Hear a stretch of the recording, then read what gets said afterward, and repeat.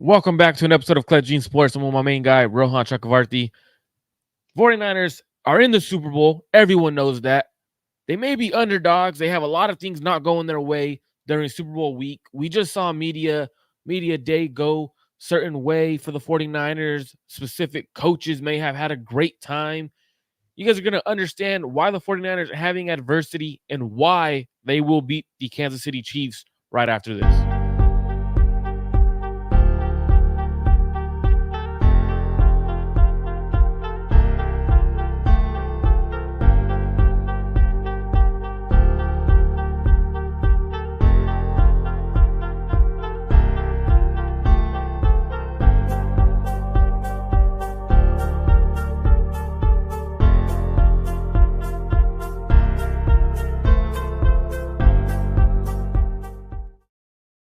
Welcome back to Clutch Gene Sports. I'm your host, Marco Martinez, with my guy, Rohan Chakravarthi. How's it going, Rohan? I'm doing good, man. How are you doing? Doing good, doing good. So before we get started today, I do want to announce, if you guys aren't subscribed already, make sure you guys subscribe to both channels, Rohan Chakravarthi's personal channel, Clutch Gene Sports. I also want to say, if you guys would like, please tune in to ESPN Honolulu Radio on Friday morning, 9:15 Pacific Standard Time. I will be on ESPN Radio to talk 49ers versus Chiefs Super Bowl. So make sure you guys tap in on ESPN Radio, 9:15 Friday morning, Pacific Standard Time, ESPN Honolulu. How's it going, Ron? How you been, man? Doing good, man. Doing good. I mean, 49ers obviously in the Super Bowl means it's going to be a busy week all around, breaking down different angles of this matchup, seeing the different ways one team can win, one team might have weaknesses, different things like that. So it's been a busy week, but anytime we're talking about football, it's fun, man. That's just the way I look at it, and that's the way it is.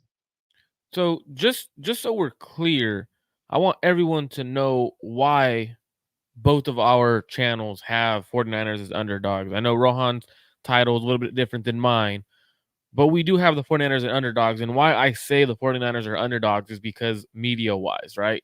I don't care what Vegas has to say about point spread or what.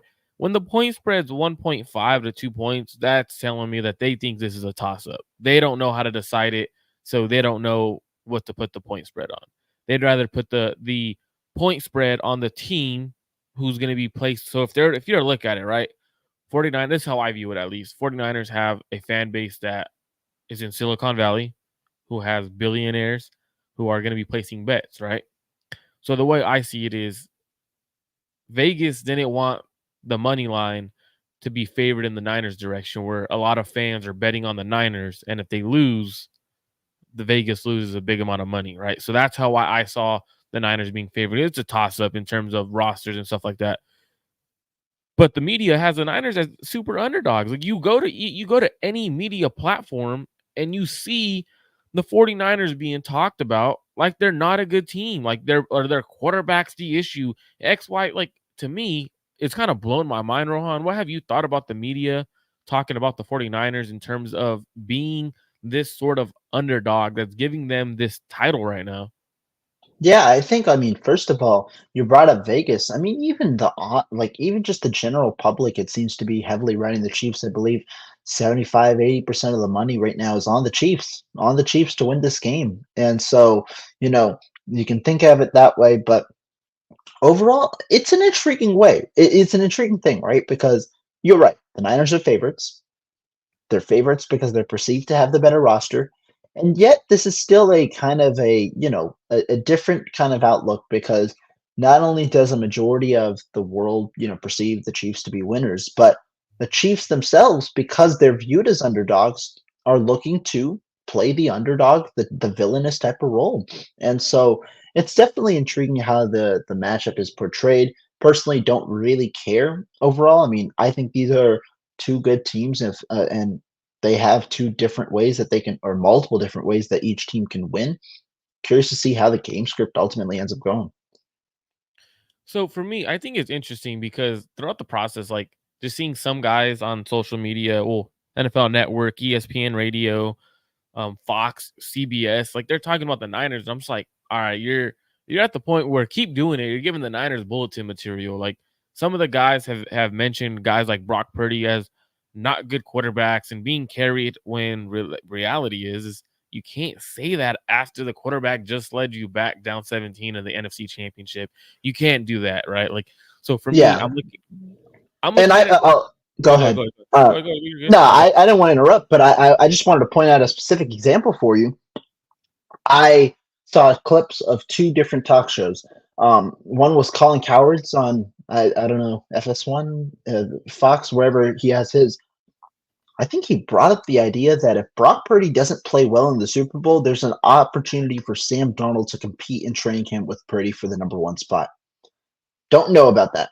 I don't know about that. I mean, Sam Darnold's not even on contract. I don't think he's here next year. I think he probably takes a different opportunity, understanding he won't get to start here. And then the second one that I heard, I believe it was Nick Wright. I think him talking about um, Purdy. He's essentially relating Purdy to Garoppolo in the sense that, sure, he led the comebacks, but he was kind of blaming Purdy for putting them in the spot in the first place. And so that's where I wanted to lead you and continue to hear your thoughts is how do you perceive the argument where, yes, you let him back, but you put him there in the first place? Kind of what's your take on those type of arguments, especially because we heard him a lot when Jimmy Garoppolo was quarterback? So there's two different things, right? Because like Jimmy Garoppolo put the 49ers in situations because of his complete play. And it was a weekly occurrence, right? It wasn't just like he was doing it once and then he would lead us back to a victory. And then the next week, he just all of a sudden wasn't like, didn't throw an interception, right? Like we didn't see that from Jimmy. With Brock, you can't really say, hey, you know what? He started the fire, the arsonist putting out the fire, right? That's not how it is with Brock because reality is that first half of the NFC Championship game, did he play terrible? I wouldn't say terrible. Did he play bad? It wasn't up to his standards, that's for sure. Threw an interception. They missed I believe they missed a field goal. So for if you look at the drives, right? They were moving. The interception doesn't help. But reality is when you have 3 drives in the first half, your offense isn't getting much rhythm. Like after a turnover, there's no rhythm. So I don't really see it as Brock Purdy putting us in a situation and getting us out of the situation he put us in. I do think the comments are ridiculous though in terms of having Sam Darnold compete if the 49ers don't win and he plays terrible and stuff like that. I did see the argument in terms of he hasn't played great every game and he's only played great football for about I think the number he said was like 25% of the quarters or something like that. Or he used the 22% of his dropbacks, 23% of his dropbacks are actually negative plays and stuff like that, and which would be the worst in the NFL in the regular season. He has a good argument in terms of the percentages and stuff like that. I'm not gonna lie there. It's gonna be a conversation in the media if it happens, and the reason why it's gonna be a conversation, Rohan, is because it fits their narrative, right? I'm not the biggest Brock Purdy fan, and everyone's known this. I'm not 100% sold on Brock now. I think Brock is a hell of a quarterback. I think he's capable of leading the Niners to Super Bowl and winning it. That's obviously been proven. He's been doing that. He's proven me wrong. Um, but if he loses the Super Bowl, I don't think it's going to be a competition with Sam Darnold. Like, unless he throws 4 interceptions, 5 interceptions, and he's the complete reason, like, you could point the finger and say, you know what? Brock Purdy was terrible this game.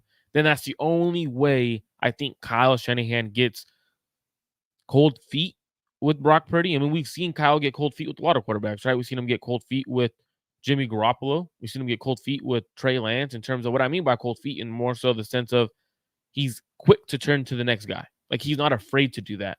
And I think that's kind of where it would become concerning is if he does throw like the 3 to 4 interceptions in this Super Bowl, which I don't see happening. But if he does do that, he plays like absolute dog shit, then the conversation should be had and will be had because it's the biggest stage in the NFL. You don't just want to get your team to the Super Bowl, right? You want to win the Super Bowl, and if you lay a stinker in the biggest game of your life, biggest game of the Niners season, there should be conversations had. Now, I don't think they're warranted, but there should be conversations. Do we have the right guy to win a Super Bowl with, or do we have another guy who could get us there but can't win it when we get there? So I think that it's a conversation that will be had, but I don't think it should 100% be had by Kyle Shanahan and John Lynch.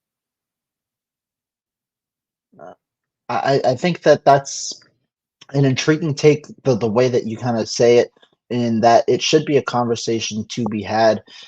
Ultimately, though, like I said, I don't think it matters. I think, I mean, we've heard a lot of different storylines this week, headlined by the practice field thing, which we'll get to in a minute. But I think ultimately, it's just another opportunity to go play ball. The Niners have played ball, all season long. They've played at a high level, and even when they haven't, they found ways to win. Number one thing when it comes to playoff football, you got to find a way to win, and I think that that's something San Francisco's got Absolutely. to do. Now, before I get to the ways that I believe they need to do, or what they need to do in order to win, let's talk about the practice field thing, because 49ers, there's been a whole a Before we get there, debacle. Rohan, before we get there, because I know we're Go talking to ahead. Brock Purdy, so I want to ask this question. What were your thoughts on Kyle and the comments that from the Athletic about Kyle Shanahan saying in 2020 he thought he could win the Super Bowl with Nick Mullins? Because this is where I think that conversation is had, right? Like going back to the last conversation we just had before we get to the practice field. Kyle Shanahan in the Athletic essentially says he thought he could win a Super Bowl with Nick Mullins.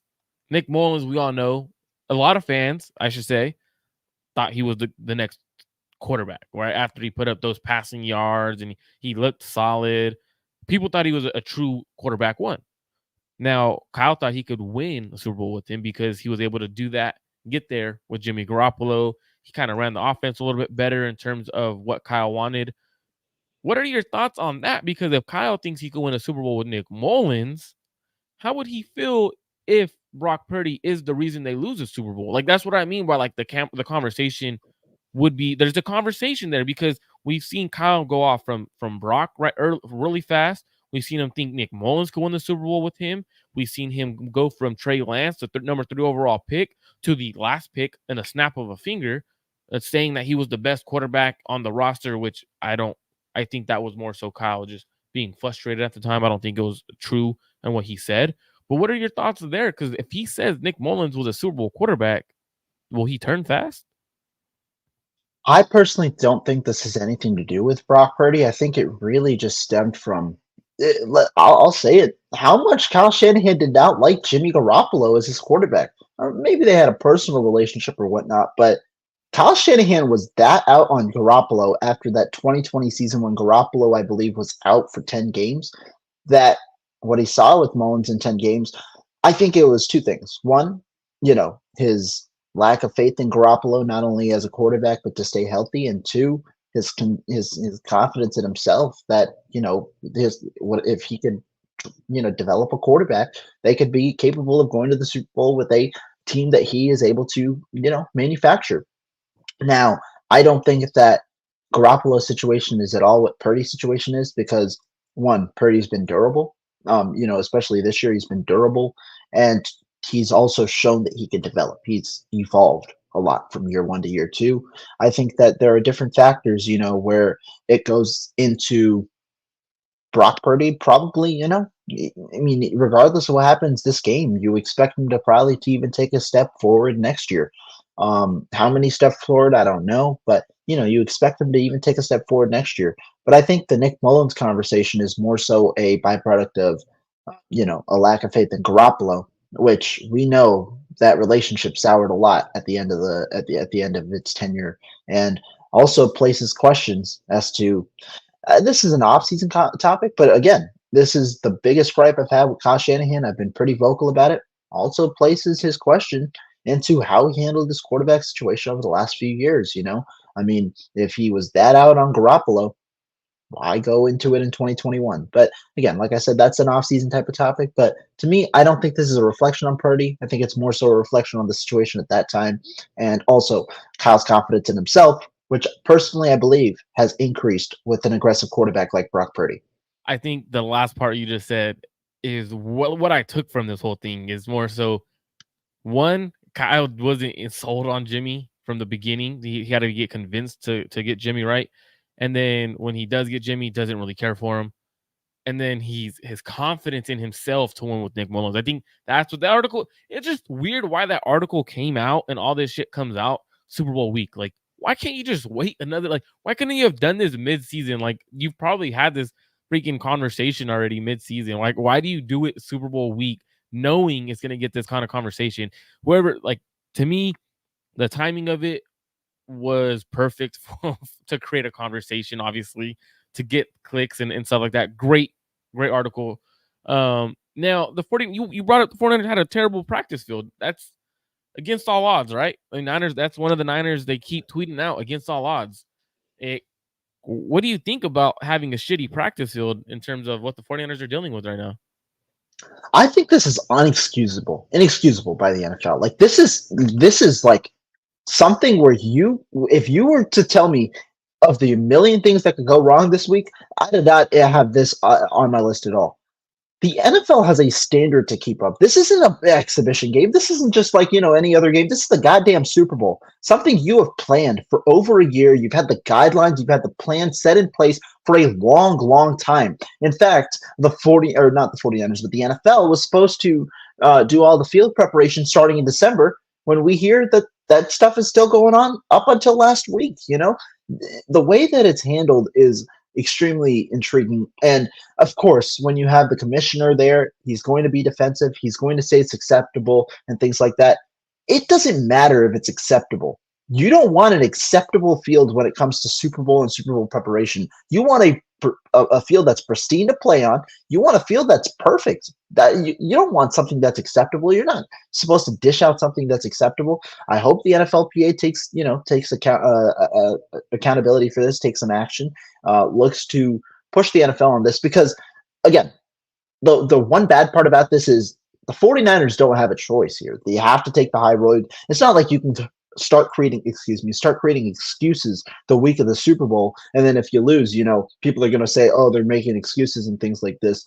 You don't want to create excuses for yourself the week of the Super Bowl, but this is the one thing that I think is absolutely inexcusable this week. I don't know how the NFL let this happen, and more importantly, the way that they're trying to cover it up, not at all good luck. This to me was, and this is a kid friendly show, but this is effing wild, right? Shout out to Alberto Soto. What up, guys? That grass was put on the top of a turf a week before they get there. And who puts grass on top of turf? One, that's true. They normally put the grass on the field in December. Effing December. They decided to do it 2 weeks before the Super Bowl. To me, I think this is absolutely dog shit. Dog shit by the NFL. The NFL telling the NFLPA it's all right. It's playable. You mean playable? It's the Super Bowl. It's the goddamn Super Bowl.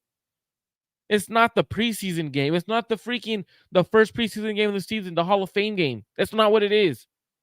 It's not the Hall of Fame game. Well, that doesn't mean shit. Really does not mean shit. To me, I think this is absolutely terrible by the NFL. One. Two, I'm glad NFLPA and the 49ers are giving Roger Goodell crap because he deserves all the crap. The NFL's everything they've done leading up to this has been terrible. I think in a game like this, now you get two things. You're going to have adversity at some point. The 49ers are facing that adversity essentially where you can't really practice. So there's a couple of people, 49er people out there who drove by the stadium, the University of Las Vegas, to check out the practice field. So he went over there and he essentially said, so KP from Niner Nation, which Rohan, you're familiar with KP, right? Your boss at Niner Nation. So he drove by University of Las Vegas practice field last night, and there were puddles around the field. The rain was coming down, and the conditions were closer to week 1 at Chicago type of sloppy, where you take a step and water takes over your shoes. That's fucking terrible, bro. Terrible. Week 1 against Chicago was a monsoon. A monsoon, bro. And they're expecting professional athletes who are going to play in the biggest game of the National Football League. the National Football League that's promoting all of this and getting everyone to tune in to the biggest game of the year on Super Bowl Sunday, which is this weekend, and you give them the shittiest field they could practice on. I don't know. I mean, like the Niners, they can't say anything about it right now. Again, like I said, you don't want to sound like you're making excuses, but how I'm not too sure about how hardness scores and all that work, but I mean, apparently no NFL field has a hardness score of under 70. The Niners in the 50s. It's in the high 40s or 50s And it right might now. be worse though. To be honest, though, it might get worse overnight with all the rain that came in. Yeah, yeah, exactly. And again, I'm not sure about the full process. Did the Niners want to practice at UNLV? Was that the choice that they were given? Because I believe the Chiefs are practicing indoors while the Niners are also practicing outdoors. Go ahead. So Chiefs automatically get the home team's practice Right. facility. The home team. So the way the NFL Super Bowl works is the home team automatically gets that practice facility. I don't know if the away team has to find their own source or where they're going to practice. Normally, the NFL does that. Normally, the NFL sets it up. Um, that's what's concerning to me. Normally, it's the NFL who sets it up. I agree. Yeah, I mean it's a concern for sure. And so I don't know, man. I don't know. This is a weird one. This is not a story you want to hear going into the Super Bowl because now you don't really know how the 49ers practice, not schedule necessarily, but how they're going to practice changes. Are you going as hard as you usually are? If so, are you worried about risk of injury? Also, these are nowhere near the conditions you're going to play at, in when you're actually going to be on the field. So it might alter things practice wise, all of that, and that's not what you want to hear come Super Bowl weekend. And that's what to me. That's what's crazy is it's Super Bowl. I mean, you can't complain. I do love how the Niners players have handled it.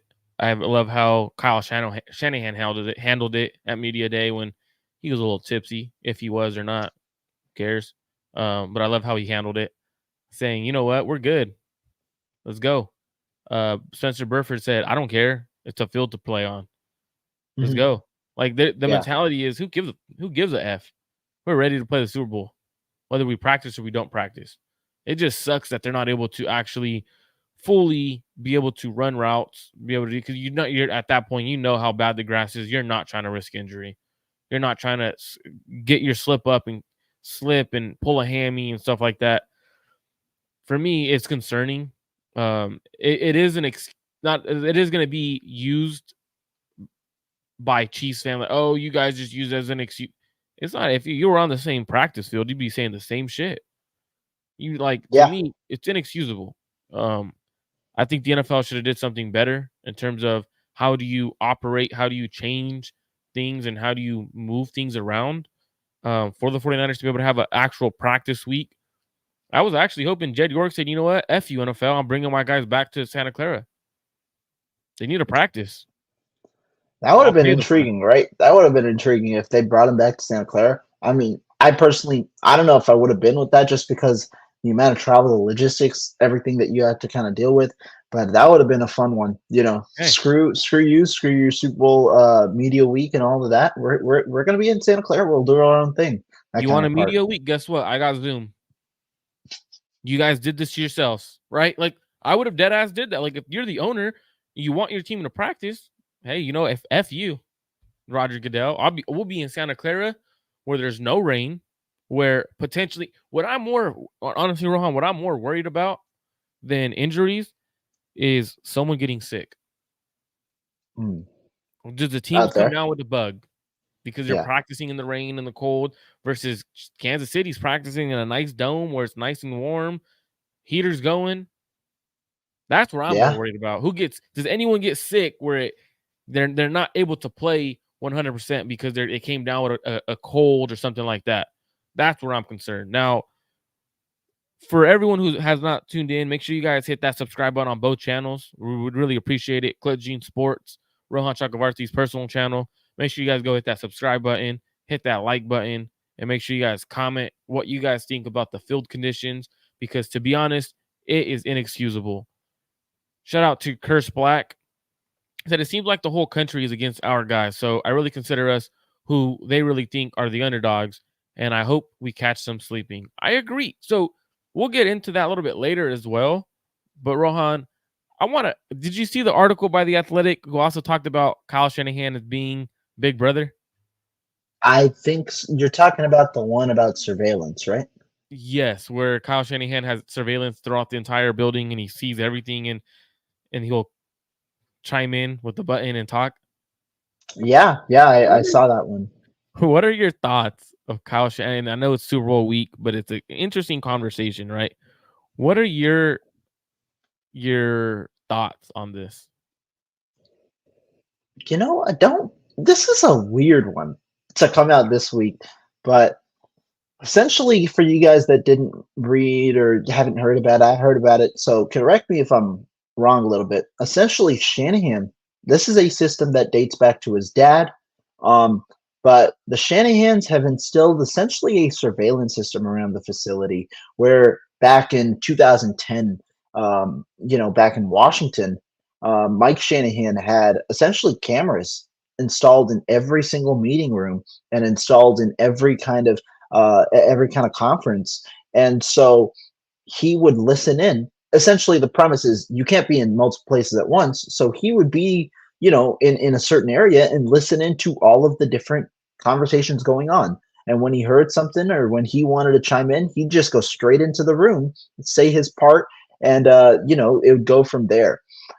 Kyle Shanahan has kind of evolved the system. He obviously went to Atlanta after Washington, went to Cleveland, Atlanta. They didn't use it. He was confused why they didn't use it. He thought it was helpful because the goal for them was that you could go back and you could see things, or you could, find different ways to chime in and also not waste your time. Essentially, you don't have to repeat things. The head coach doesn't have to come in and say, "What did I miss?" and all of this kind of thing. And so I think that was the premise, essentially, an effective method of communication while with people who aren't in the meeting, and also a way for you to go back, check things, self-correct, and all of that. Now, Shanahan brought the system over to San Francisco. Obviously, became a little more involved after COVID because Shanahan now has, I believe, every meeting in Zoom.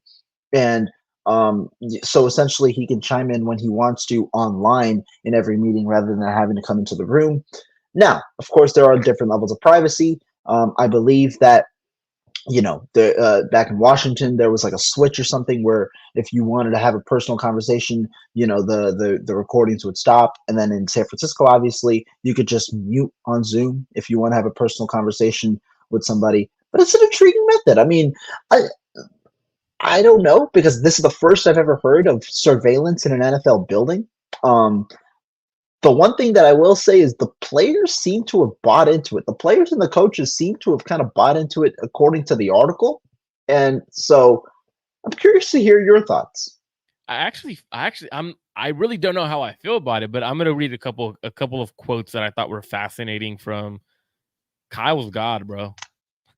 Essentially, is Oh what I yeah, got yeah. from There was one this where it was He like goes, the eye of God or something like that. so Brandon, this is a quote from third string quarterback Brandon Allen. He goes, "We always call that screen in our room the voice of God." And then run game coordinator and offensive line coach Chris Forrester said, his voice just comes in from heaven. So this is essentially what they're talking about is Kyle Shanahan when he butts in to talk about something and he actually, so that one of the other things was during 2021, Nate Sudfeld said we'd be talking about something and he'd unmute and say, actually, you read it this way, and then he would mute again. Said quarterback Nate Sudfeld. So you got to be careful what you say, essentially, because normally when the coach isn't around in other buildings, you could say things about other coaches or other players that never gets heard, but besides the people that are in that room. What I do like about it is Kyle's the head coach. He's the leader. You want to know what's being said around your facility, what's being going around, whether someone's coaching something differently than you're trying to coach it. I think it's very fascinating, Rohan, because not only do you have a bunch of videos, it's easier for the head coach to be tapped in on everything that's going on from one spot rather than him having to run around, right? It's how do you manage, because the head coach is essentially in charge of every position group, every meeting, offensive meeting, defensive meeting. how does he deviate his time as an offensive mind who, you know what, I knew I need to be in the build in the room with the quarterbacks, but I also need to be in the room with my linebackers and my safeties at the same time. I actually really like this method because it allows the head coach to be part of every conversation. And as the head coach, you get all the blame when things go wrong. You get all the credit when things go right. So at the end of the day, I like it because he has full charge, but it also gives him the peace of mind on game days to, you know what, I never see Kyle. You always see Kyle Shanahan like this, bro. Always like this, tapping on his screen, going at things, looking at the play call sheet, rather than actually looking and talking to or what's going on with the defense, because he's been so prepared and he was in the meeting room the entire time, even though he wasn't there physically. So it allows Kyle Shanahan to be the head coach that he wants to be in terms of having control of everything. Now, it's a great thing that he has that, but it's also a bad thing in terms of you don't see many older coaches want to be around want to be in the 49ers coaching staff. Is it because of that? You always see a lot of young and upcoming coaches, which I love because it allows you to develop these coaches the way you want your system to be ran on both sides of the ball. So I really like it, but it also has its cons in terms of you won't have a guy like Vic Fangio have you chime in during his meeting room with his defense, right? Like that's to me is things that I've noticed. Is like you won't get these veteran coaches because they're not gonna roll with, you know what? Actually it's not how I read that or not how we read that here. You're not gonna have that. I love that players have to watch what they say. I love that. Like you're gonna walk around saying Kyle's a freaking dick. Like, that's what you think of me. All right, yeah, I'll make sure you're not on my roster. Like, that's important. I think it's very important. I think it's actually kind of cool that they have that. Now, Calls you for want accountability. absolutely. Absolutely. And that is absolutely the absolute truth, accountability, right? You always hear a lot of times players there's stories, right, of players where they're watching film, but reality is their pads are checked. Like they you know how many hours you're watching film, right? And then the players say they're watching it, but they're not really watching it. Well, you're accountable in every meeting. What the hell are you talking about? Because I'm not there doesn't mean you get to crack jokes. You have to write your jokes on a piece of paper and slide it. That's not to me. I think you're there for one thing, and you're there to work, and it's there to play football. Now going into the Super Bowl, obviously this was a big conversation because they're at the Super Bowl. The reason why I really like this is because during Super Bowl week, Kyle should know where everyone is. They should not be out partying. They should not be doing what they're not supposed to be doing, right? Even though Charlie Sport wants to party. Um, so this is a good thing. This is a good system that he has in place. Now it's not going to be at the University of Las Vegas or at their team hotel, obviously, but it's a good system that he knows. You know what? Hey, let's do the same thing. I know where everyone's at. I know where everyone's saying. We're on the same page. Rohan, how do the 49ers attack the Chiefs defense? Sorry, say that one more time. Cut out at the end. Say that again. So how do the 49ers attack the Mm. Chiefs defense, knowing that Kyle's in every meeting room. He's in the quarterback room, running back room, all these meetings. How does he get his Yeah, offense I to think attack? that's a good question, right? Because the Chiefs defense is a unique one. It's one that can be as versatile as others, but also be as unique in terms of play calling as others. Because Steve Spagnuolo kind of adjusts his defense um, to how his opponents play, and he's a guy who can dial up zone coverage, can dial up man coverage, can really trust his players, but also be aggressive, dial up blitzes. I think the 49ers, the number one thing for them this week is they gotta start fast. I don't think they win this game if they don't start fast. I think you gotta start fast, and I think that the way you do it, get them out in space. Start running the football early. Utilize Christian McCaffrey. You have a great zone scheme. Go inside, go outside. Run a couple of different methods, cutbacks, all of this. We'll see how it goes. But I think you got to remain balanced, but also kind of remain aggressive. You got to put essentially the way you got to do it is you got to put the pressure on Kansas City. Right now, the pressure's on San Francisco's offense because of the way Kansas City is played. You got to put the pressure on Kansas City by having some early offensive success. Think you got to do that by being aggressive, but also balanced early on. Absolutely. And there's a couple things that I've noticed with watching Steve Spagnuolo, right? Like his corner pressures, he likes to send corners on blitzes. Like that's something he truly loves to do. Now, through the playoffs, the Chiefs have allowed 3.1 yards per play with a 47.2 pressure rate when they send at least one defensive back as part of their pass rush. Now, that doesn't necessarily mean what Spagnola's is crazy is because that doesn't necessarily mean they're sending more than four. Sometimes he'll send four, and the cornerback is one of them. Like you have to figure out who's coming. Now Spagnuolo has the highest rate of cornerback pressure in the NFL. What he does too, though, Rohan, what I noticed is on condensed formations, right? He'll send pressure if it's a condensed formation. What a condensed formation is when you have a receiver closer to your line. So it's you're bringing everything in closer. Now, the crazy part is the 49ers have the fifth highest pressure rate allowed this year to slot blitzes. We don't pick that up that often. Also, the Niners do run a lot of condensed formations. So, what does that mean? This means you're going to see Spagnola sending pressure from the DBs. That's the exact way you have to look at it. Is okay, fifth highest pressure against DBs, against corners and the slot blitz. Trent McDuffie's coming. He's coming. Have something ready for that, right? I think for me, you got to realize that the Jarius Sneed's going to either be on Deebo Samuel or Brandon Ayuk in the entirety of the game. I lean towards Brandon Ayuk because he's the better route runner and true receiver. But also, they're also talking about L'Jarius Sneed as a potential linebacker in terms of like he's that physical. So they may have him shadow Deebo Samuel and try to have him tackle. But Kyle Shanahan never, if you're going to be shadowing him, Kyle Shanahan's going to win that battle in the terms of for Deebo Samuel, right? Because you're going to have Deebo going in motion on these jet sweeps, fly motions, and stuff like that, getting the ball in the backfield. So how do you actually run with him and getting stuck in traffic as you're trying to take these tackles or try to tackle Deebo? So I think I do lean towards L'Jarius Sneed being on Brandon Ayuk and him trying to actually be in the action tackling. So for me, I think those are the biggest concerns, not necessarily concerns, but in terms of watching the Kansas City Chiefs defense is the pressures from the corners and how do you navigate where L'Jarius Sneed is a majority of the game. I think those are good points because Snead is one of the better cover corners. I think that matchup's going to be important because, again, you got Snead going up against Ayuk. Obviously, if you talk about that type of matchup, Ayuk is a man beater. He thrives against man coverage, great route runner. But Snead has been one of the best corners. I believe he was up there in All Pro nominations, or he was, considered to be one of the top near an All Pro this year.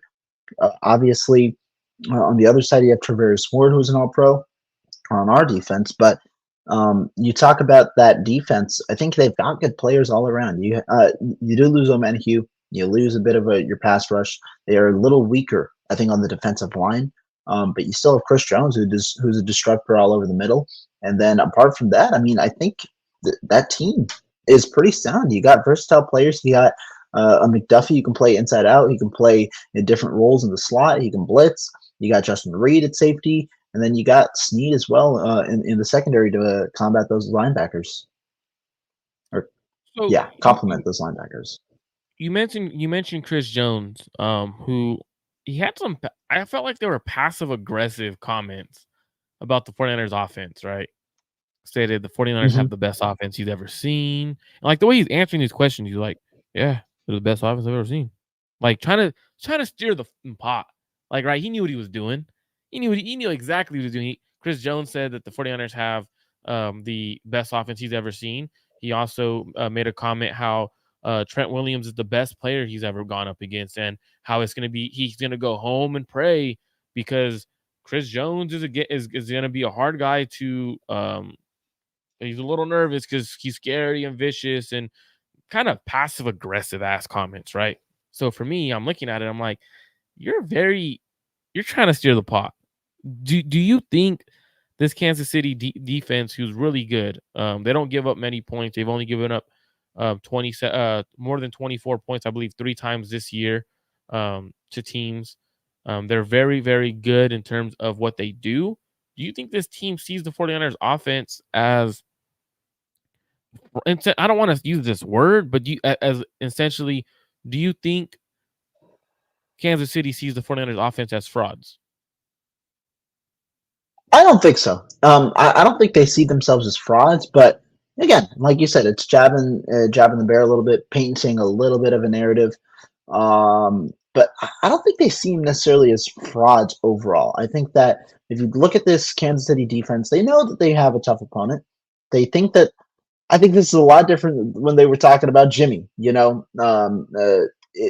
Back in the day, they were not. They even Trevor Ford said it. You put the ball in Jimmy's hands. That's kind of what they wanted.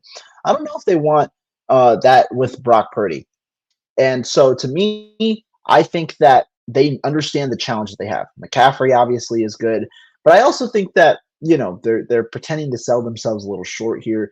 And again, it's part of what we talked about in the beginning. It's a bit of their villain arc. They're looking to play the villain. They're looking to play that type of role.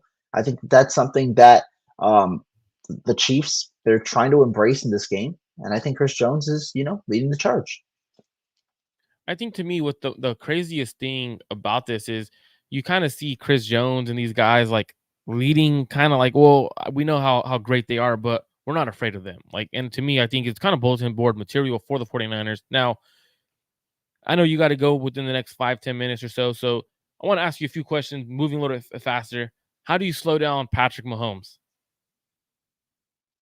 I think the number one way is honestly, funny enough, it depends on your offense. To me, if you start fast, you're going to not eliminate, but you're going to limit Patrick Mahomes' ability by taking away the Chiefs' run game. They're going to have to drop back, and I think that's where you can start teeing off on that offensive line, create some pressure on Mahomes. And once he gets pressured, it's not like Mahomes is bad. Mahomes avoids sacks like the best in the NFL, but it's going to be hard for him to hit opponents if he consistently is going to have to go off schedule. The 49ers can account for that. So I honestly think it's starting fast and looking to make them one-sided, because if Mahomes is able to, if you keep the game in reach for Mahomes, he, in my opinion, is the best manager in the NFL, game manager in the NFL. He knows how to perfectly manage a game in order to get his team to win. He does whatever he needs to do. I mean, the reason is because a lot of people view this game manager connotation as negative. As a Every negative, is it quarterback in the damn crazy? NFL every quarterback in the NFL should strive to be a damn game manager, because I know we don't attribute quarterback like wins to quarterbacks. Like I don't think quarterback wins is a thing, but the goal for a quarterback should be to help your team win. The number one way to do that is to be the most effective game manager possible. Find the different ways to make your team win. Mahomes has effectively done that with a worse roster this year. He has consistently found a way for his team to win, even when they're down. You can look at this playoffs as proof. That's the way it is. So I think the way that you stop Mahomes, honestly, is with your offense. I think you got to get off to a fast start, but then defensively, it's going to be a tough challenge. I mean, you got a lot to account for with Mahomes. I do 49ers play more man or zone coverage. I think you have to trust your instincts. You got to go with the man coverage. I know the Chiefs, Mahomes can beat man coverage like that, but I don't think their personnel suits up well against the 49ers in man coverage. I think you trust your linebackers to play. You got to, though, the number one thing you got to do in order to limit Mahomes, if you're talking about the defensive side of the ball, is make it hard on them to run the football. Mahomes is effective when you have an effective run game. Make it hard on them to run the football. Make them one-dimensional. Absolutely. I know you have to go real quick, Rohan, but before you go, I'm going to continue to go a little bit after, just because 49ers did have their press conferences. So I'm going to be talking a little bit about the press conferences after you go. But score prediction before you head out, Rohan. Oh boy, people are not going to be happy because, as I said, I think the 49ers need to start fast for them to win. I think they need to get out to a double-digit lead, or at least a two-possession lead in this one. And personally, I don't see that happening in the first half. I don't see them getting out to a double-digit lead in the first half. And because of that, I do think Mahomes is going to, I think if the 49ers let that lead linger, Mahomes is going to take it. I'm going to go Chiefs 24, 49ers 20. Wow. I wasn't expecting that one. Oh, Curious to but hear what again, you got to say, but but yeah. again, Rohan is saying this as an analyst. He is not saying this as a fan, because the Rohan, the fan, what would you, if as the fan, as a Niner fan, what's your answer? I think there are a lot of different ways the Niners can win this game. I truly do. That was going to be my caveat. I think the Niners are more equipped to win this game than they were in 2019. Roster, they've got a lot of different ways to win. I think if they control the pace of the game, they can out game manage Mahomes. But I think the way for the Niners to win, like I said, you got to start fast. If they start fast, if they are up double digits at halftime, they're going to win this game. I know we know about Mahomes' comeback ability. But if they win by double digits, or if they're up by double digits at halftime, the 49ers are going to win this game, in my opinion. It just, can they do that? That's kind of my question. I think the way you do it is you have to start generating explosives and kind of make Steve Spagnuolo back off a little bit. That's the way you got to do it. I think you got to start with the run game. Pound the run game to where they've got to be aggressive at selling the run out, and that leads to a little bit more favorability in the pass game for Brock Purdy, Brandon Ayuk, and company. Well, Rohan, I know you got to go, so thank you for tuning in. Um, Yo, Vice, Rohan is always pessimistic. He's not, man. He just likes to give. He's honest. He's 100% honest. He's not gonna say something that he doesn't believe.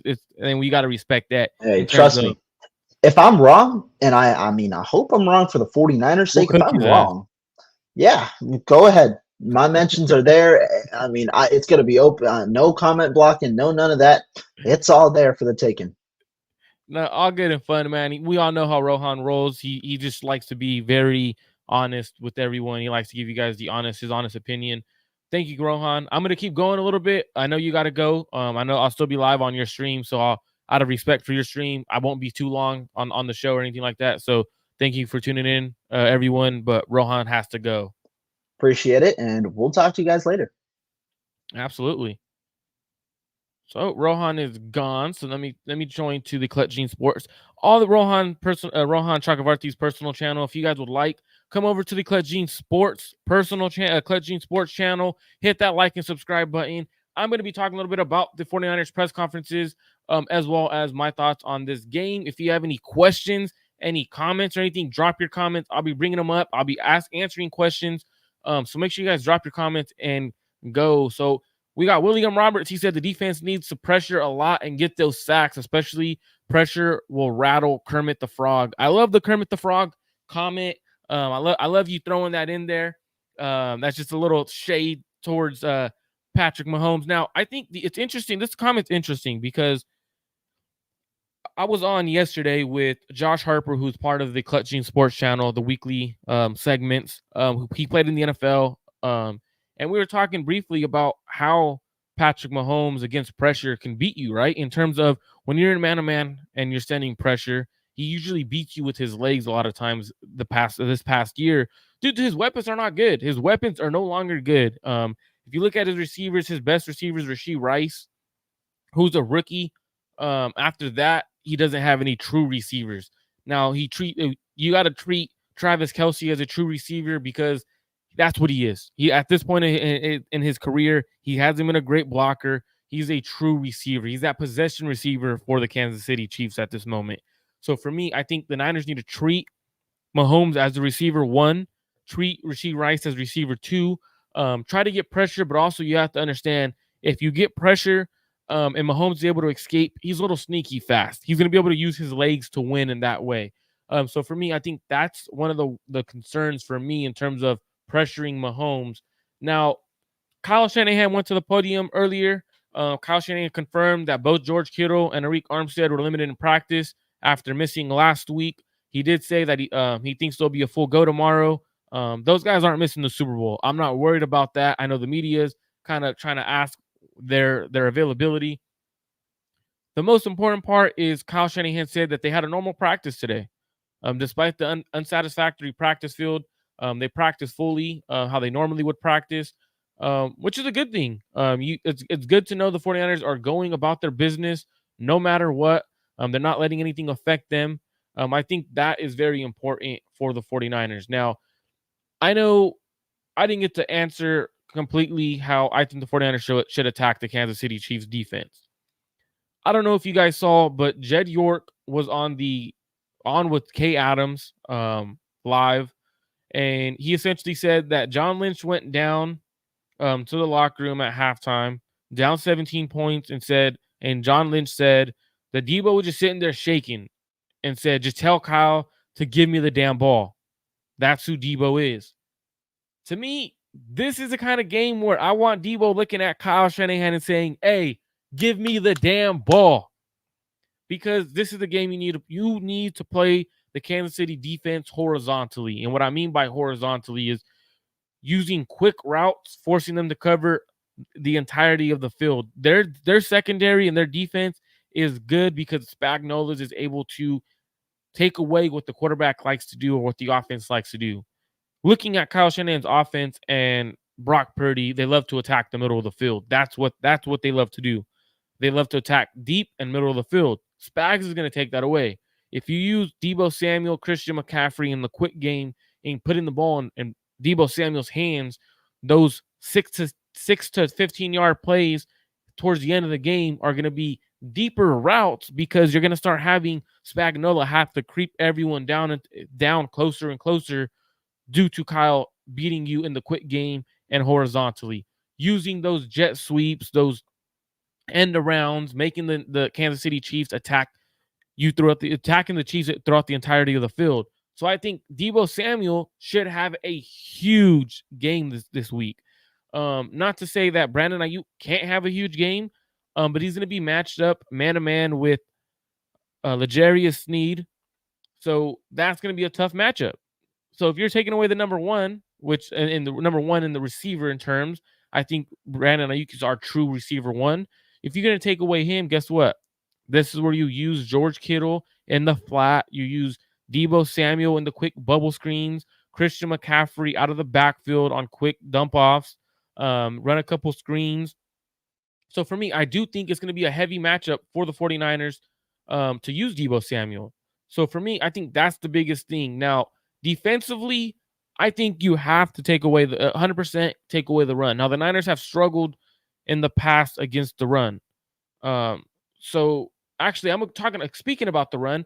The Niners should actually give Christian McCaffrey and Deebo, and this is more so Christian McCaffrey, 25 to 30 touches in the run game. If you go back, there's a stat on the Kansas City Chiefs. I'll read off the stat to you because I have it. So the stat is actually the Kansas City Chiefs have given up 21 points or less in 17 of their 20 games. In the other 3 games, they've allowed 24, 24, and 27 points. They don't give up many points. But in the 3 games that the Kansas City Chiefs have given up 24 plus points, teams have ran the ball combined 104 times for 464 yards. That's 4.6 yards per carry. Attack them in the run game. 100% attack them in the run game. So I think that's kind of what Kyle's game plan normally is. But this is a game where you emphasize that with Deebo Samuel and Christian McCaffrey. Now, attacking Mahomes is hard, right? When you play the best quarterback, you have to have a good game plan. Well, this best quarterback just no longer has the weapons he once had. That's not the same 2019 or even the 2022 team that they played with when they had Juju Smith-Schuster and they won the Super Bowl against the Eagles. This team is led by an older Travis Kelce. It is a run game heavy where, as Rohan said before he left, a game manager mentality from Mahomes is no longer the gunslinger mentality. So it's a little bit different in terms of going up against him. Mahomes doesn't make the mistakes that other quarterbacks are making right now. He's not turning over the ball. He's making the right decision, whether it's throwing it away or tucking it and running and getting what he can. He's not forcing things. So for me, I think you have to take away Travis Kelce. And I would personally do that with a guy like Charvarius Ward, who's better against bigger, slower receivers. You let Charvarius Ward man up on him and you let him take away Travis Kelce and you take away the run game. It forces the Kansas City Chiefs to do something they haven't been comfortable doing, throwing the ball to other receivers that are not named Travis Kelce or Rashee Rice. Kadarius Toney's begging for the ball. Please give Kadarius Toney the ball, please. He's not good. He's lost to Kansas City Chiefs games, multiple games. Has had a lot of drop passes, led to interceptions. Marquez Valdes-Scantling, he's good at getting deep, but he doesn't have the hands. He drops a lot of passes.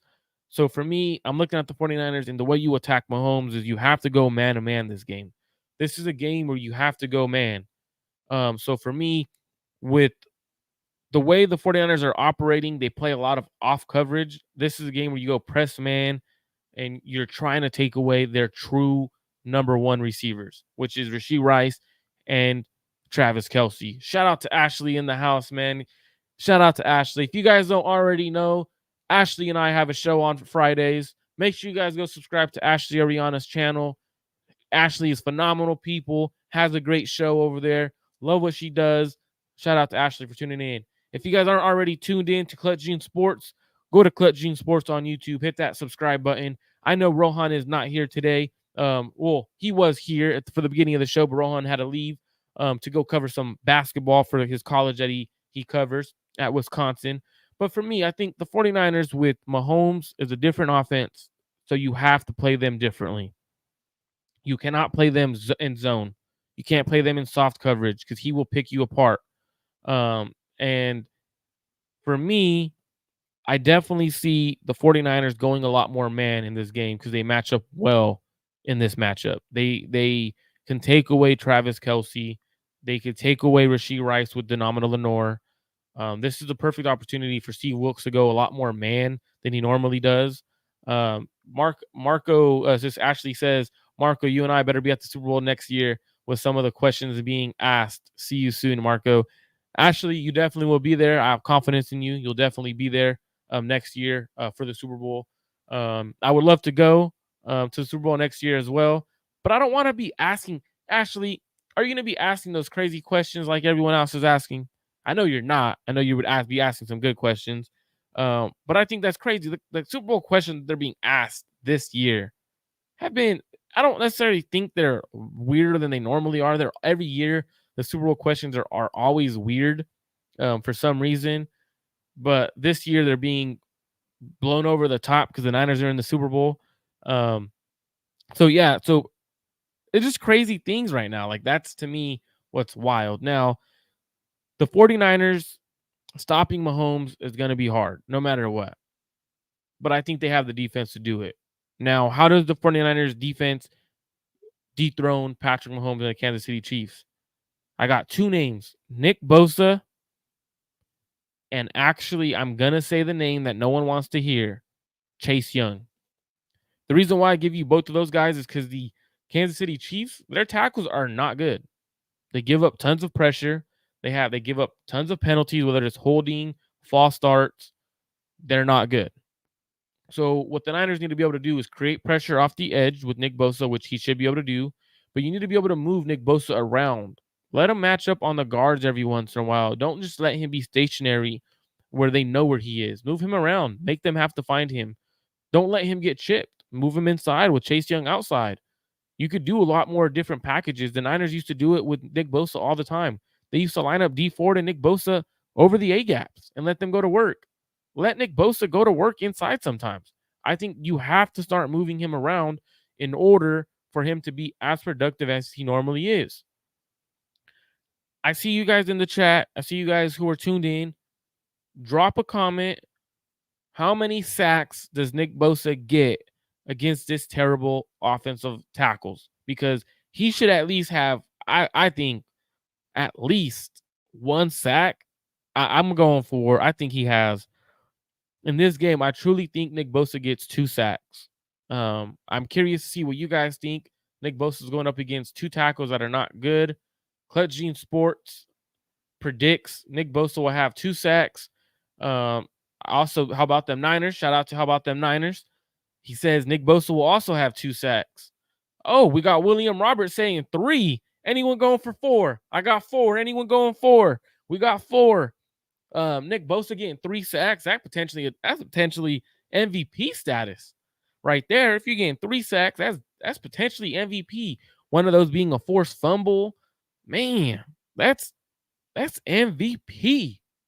Can Nick Bosa win MVP with 3 sacks? Do you guys think Nick Bosa could win MVP with 3 sacks? Man, 3 sacks? I would love to see Nick Bosa get 3 sacks because that means there's 3 drives where Nick Bosa is potentially killing the drive because sacks are drive killers. As long as you get off the field on 3rd down, unlike the NFC Championship game where I think that wasn't like the 49ers on 3rd down. Normally they're better. But I definitely think the 49ers could definitely If you could get 3 sacks out of Nick Bosa, you're in a great position. Now, my score prediction, because I know I will be out of here. I wanted to make sure I'm out of here and respecting Rohan's channel. I am still live on Rohan's channel.